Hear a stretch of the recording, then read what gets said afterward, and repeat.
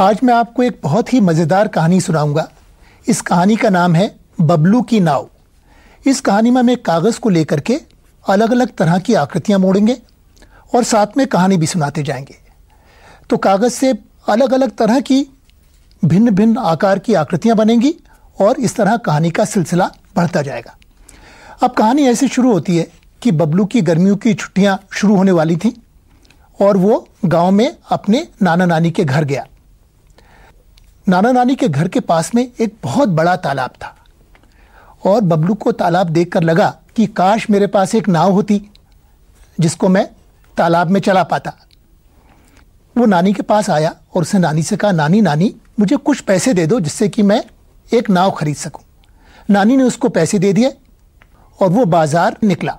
कांच के एक शोरूम में उसको एक मसालदान जैसी एक चांदी की एक डब्बा जिसमें 4 खाने थे दिखाई दिया।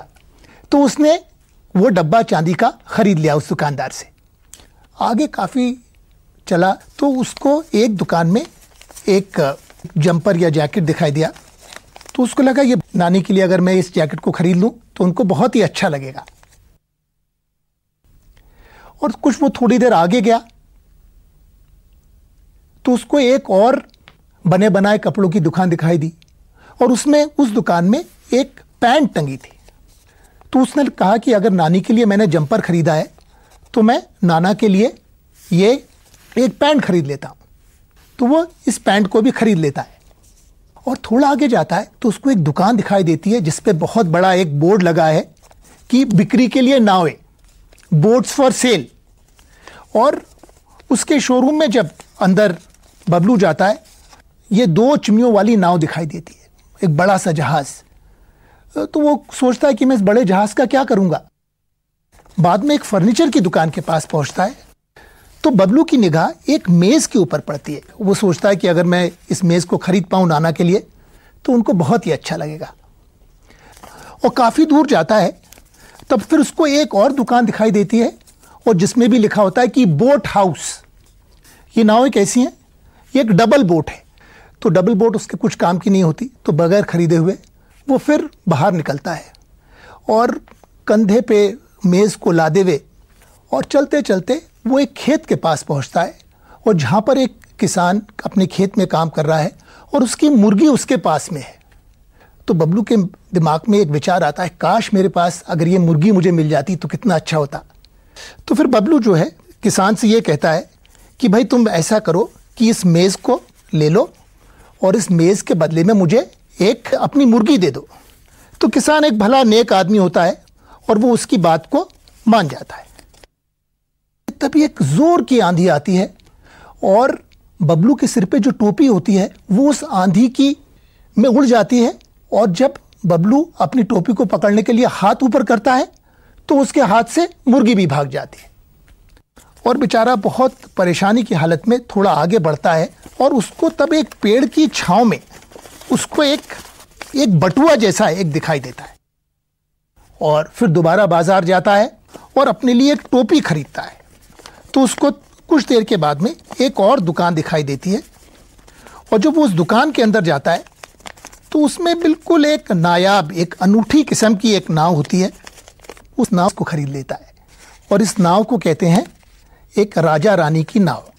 तो अब तक शाम हो चुकी होती है। बबलू दिन भर का सफ़र करके बहुत परेशान हो जाता है और वो कहता है कि अब मैं ज़्यादा आनाकानी नहीं करूँगा और राजा रानी की नाव को लेकर के घर वापस जाता है बिल्कुल खुश खुश। तो ये भी आपने कहानी सुनी और अब इस कहानी को, इसमें जो अलग अलग चरण हैं, कागज़ से अलग अलग चीज़ें कैसे बनती हैं, इनको हम थोड़ा विस्तार में देखेंगे। तो उसके लिए हम क्या करते हैं, सबसे पहले हमको एक कागज़ लेते हैं। ये आयताकार कागज़ है और इसको मोड़ करके हम सबसे पहले तो एक चौकोन बनाते हैं, एक वर्ग बनाते हैं।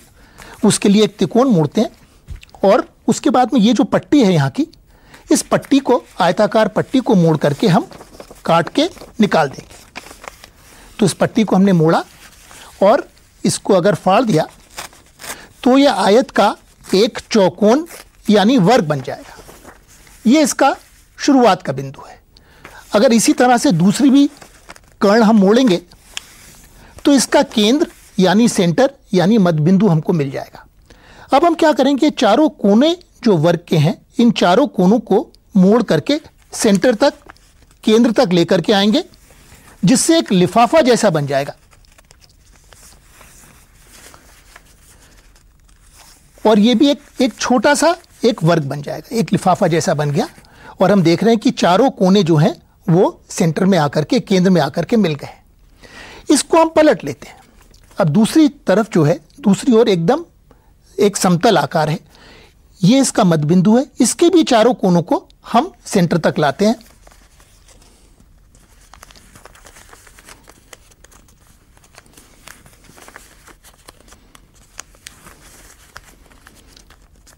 तो ये बन गया लिफाफा नंबर 2, जो एक छोटा सा लिफाफा है। इसको एक बार फिर पलटते हैं और इस तीसरी बार भी चारों कोनों को हम केंद्र तक लाते हैं। इस तरह से 3 बार वर्ग के कोनों को केंद्र तक लाने के बाद में एक बिल्कुल छोटा सा एक इस तरह का एक वर्ग बन जाता है। अब इसको हम एक चरण पीछे जाएंगे और देखेंगे अब इससे किस तरह से, या इसमें 4 जेबें हमको दिखाई दे रही, 1, 2, 3 और 4 जेबें। इन चारों जेबों को अगर हम इस तरह से मोड़ेंगे, ये हमारी एक नमकदानी जैसी बन जाती। बहुत से बच्चे इस आकार को जानते हैं क्योंकि बच्चे इससे दिन रात का खेल खेलते हैं, दिन रात, दिन रात। तो ये तो पहली नमकदानी बन जाती है।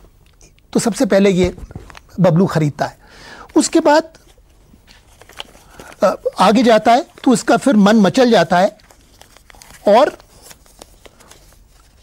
तीसरे लिफाफे में 2 विपरीत के, तो ये तो एक जंपर का, एक जैसे जैकेट का एक मुंह जैसा बन जाता है। यहां पर ये देखिए एक मुंह जैसा बन जाएगा जिससे सिर डालेंगे और ये नीचे का हिस्सा, और इसको खोल देते हैं तो ये एक आस्तीन बन जाती है और ये उसकी दूसरी आस्तीन बन जाती है। तो हम देखेंगे कि ये इस तरह से एक जंपर बन जाता है। अब जब बबलू इसको खरीद लेता है, थोड़ा सा आगे जाता है तो उसको एक रेडीमेड वस्त्रों की दुकान, रेडीमेड गारमेंट की दुकान दिखाई देती है। उसको लगता है अगर मैं नानी के लिए एक जंपर खरीदा है तो नाना के लिए मुझे कुछ खरीदना चाहिए। तो उसको वहाँ पर, इसको अगर मोड़ते हैं तो उसको वहाँ पर एक क्या दिखाई देती है, एक पैंट दिखाई देती है। और इस पैंट को ही अगर इसके दोनों जो पांचे हैं इनको ऊपर करेंगे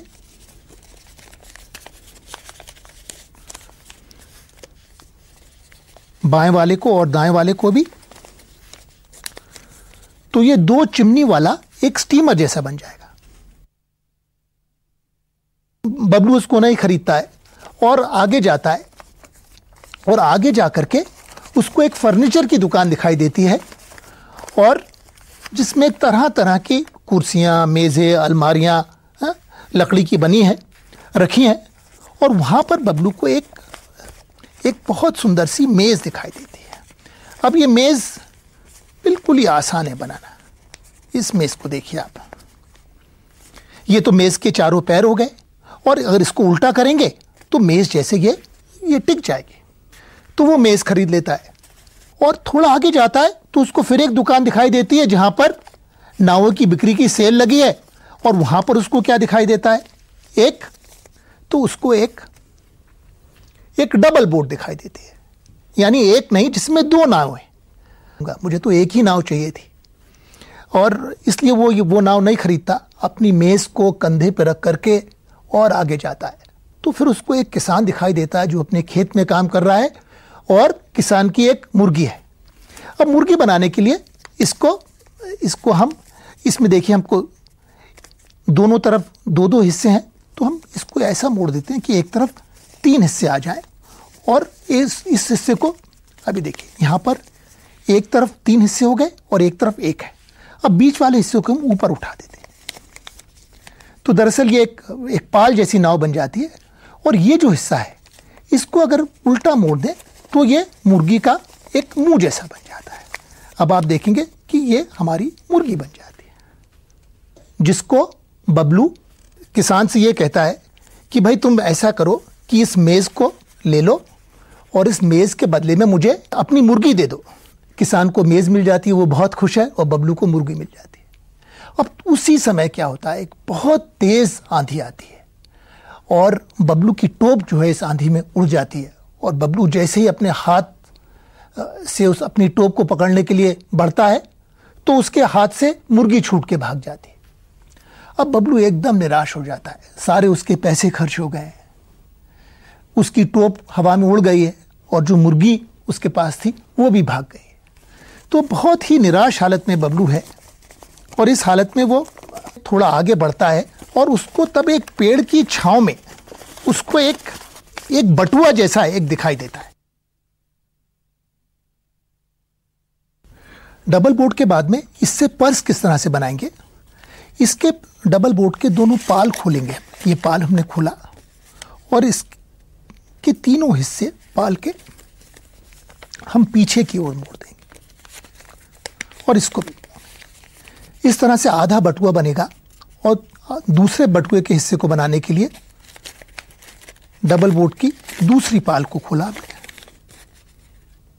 इसको भी उल्टा करा और इसके भी तीनों कोनों को मोड़ा और इसको नीचे दबा दिया, तो हमको ये 2 जेबों वाला एक पर्स मिल जाएगा या बटुआ बन जाएगा। और फिर आगे जाता है, वो एक दुकान पे जाकर के क्या खरीदता है, एक नई टोपी खरीदता है। और फिर आगे जाता है तो उसको एक दुकान दिखाई देती है, और जिसमें बिल्कुल अजीब व गरीब तरह की एक नाव बिक रही होती है। वो उसके शोरूम में घुसता है तो उसको एक अनूठी नाव दिखाई देती है, और ये नाव कैसी है कि जिसमें 2 लोग बैठ सकते हैं। और उस नाव को बबलू खरीदता है, और ये देखते हैं ये नाव कैसी है।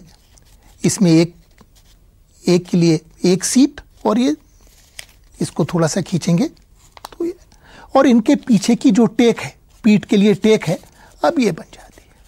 अब ये इस तरह से 2 लोग के बैठने के लिए इसको कहते हैं राजा रानी की नाव, वो बन जाती है। और अब तक शाम हो चुकी होती है, बबलू काफ़ी दिन भर चलते चलते थक गया है, तो वो कहता है कि अब मैं ज़्यादा मीन मेक नहीं करूँगा, आनाकानी नहीं करूँगा, और वो उस राजा रानी की नाव को खरीद करके और अपने घर ले जाता है और बहुत खुश होता है।